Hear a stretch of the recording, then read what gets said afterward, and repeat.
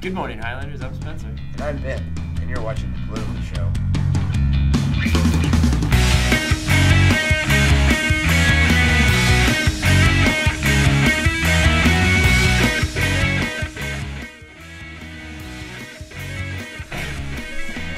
Are you confused with the voting process? The electoral votes kind of throw me off. Yeah, it's crazy. Here's Mrs. Nelson to clear things up.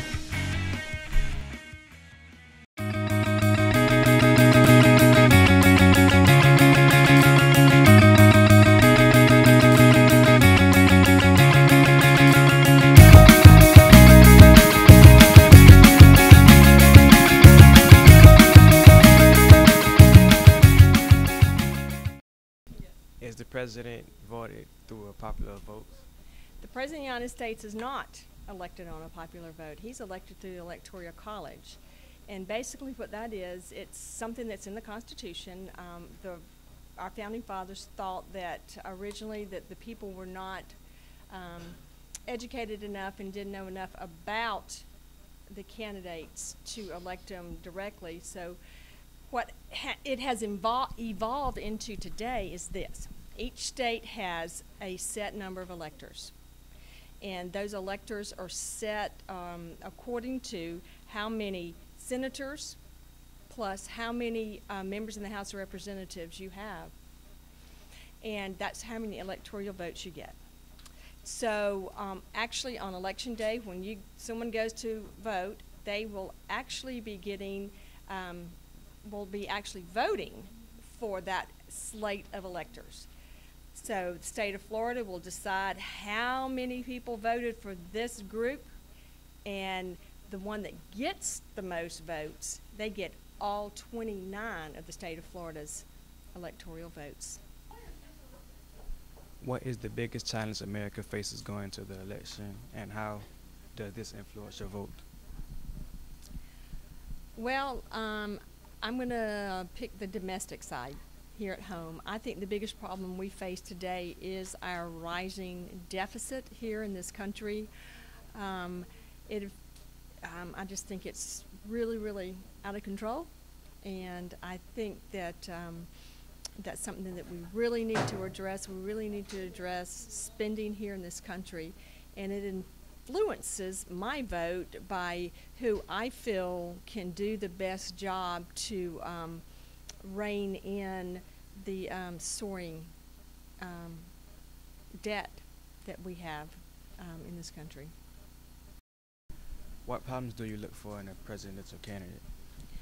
The qualities I look for in a presidential candidate is first hold him to a higher standard than the rest of the country.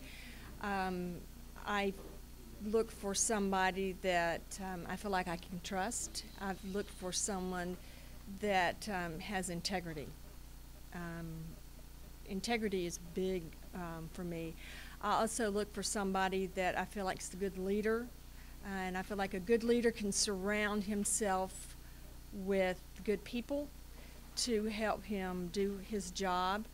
I also look for somebody, I firmly believe this. I firmly believe that you cannot separate your personal life from your professional life. I think the character from one bleeds over to the other.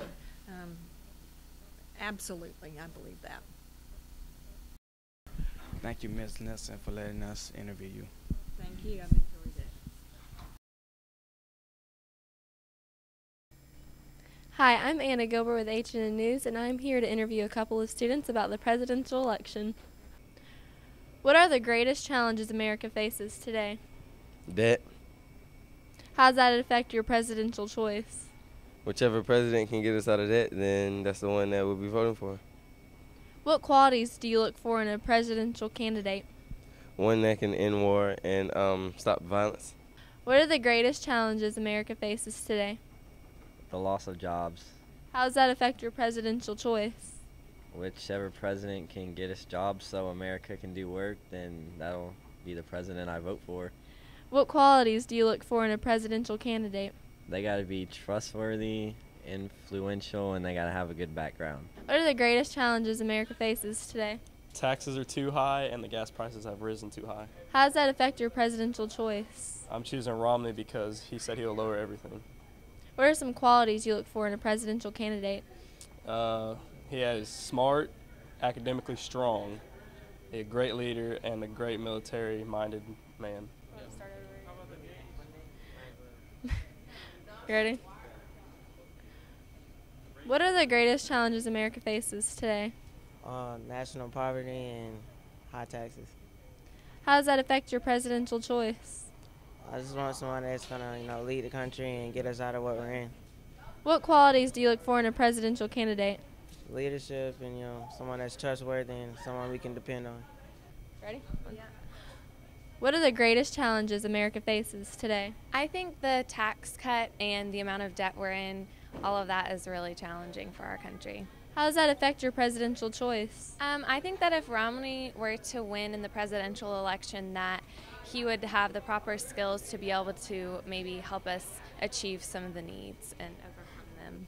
What qualities do you look for in a presidential candidate? I think they need to be able to mesh well with different people and understand different cultures and be an all-around good person with good morals. What are the greatest challenges America faces today? Poverty, debt, education, crime. There's a lot of crime, and that's it. How does that affect your presidential choice? It has a lot to do with my presidential choice because I want someone who's going to fight for what I believe in and not be afraid to stand up for the rights that I feel that I should have, and that's it. What qualities do you look for in a presidential candidate?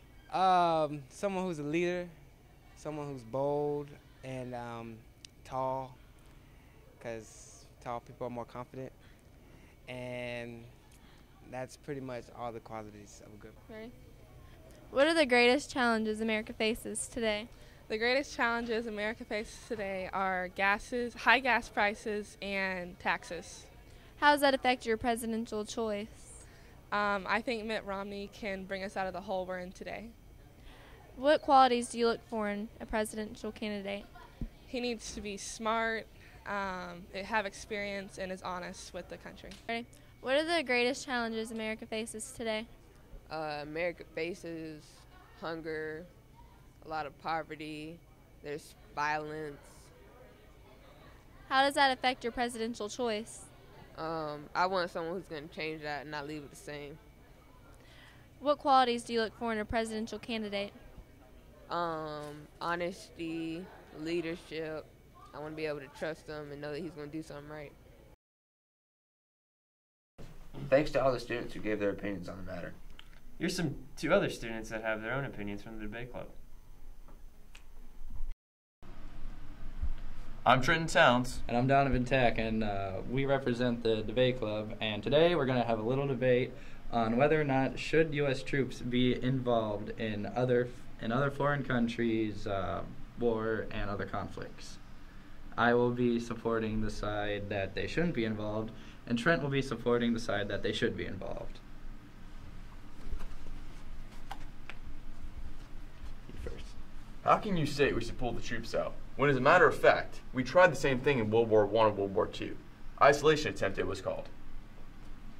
Well, actually, isolationism goes back to the Revolutionary War. Originally, George Washington didn't want to get involved in anything, and that didn't work out. And I'm not saying we should pull the troops out. I'm just saying we should not get them involved.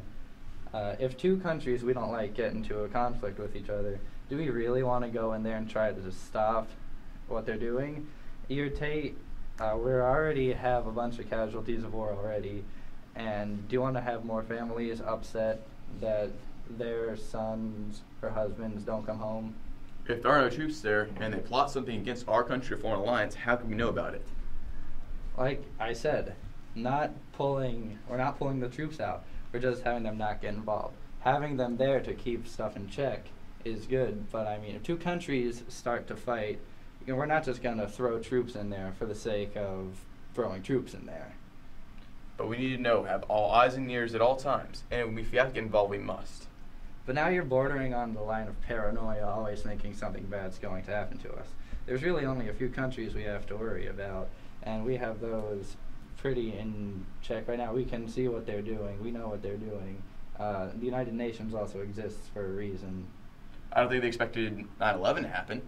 No one did. If it was expected to happen, we would have prevented it. And we didn't have troops in the country at that point, so it couldn't have been prevented. Resolved? Resolved. Thanks, guys. That information was very valuable. That debate was more exciting than a mongoose chasing a kangaroo through the Arizona desert. That's right, Spencer. Just for you viewers, we got a special segment for you to watch.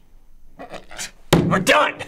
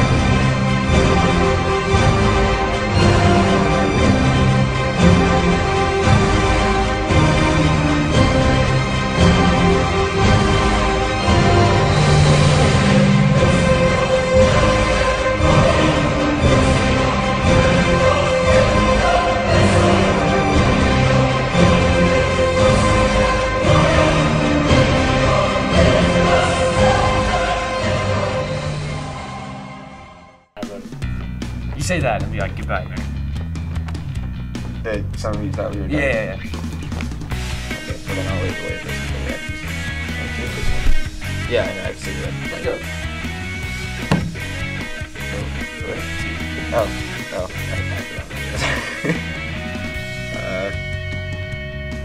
what was I gonna say? You thought we were done. Oh yeah. No, we're done. Just go? You want me to just go? Okay. Some of you guys thought we were done when we sent you the special segment. You were wrong. So, here's to you. Goodbye, America. Adios, amigos.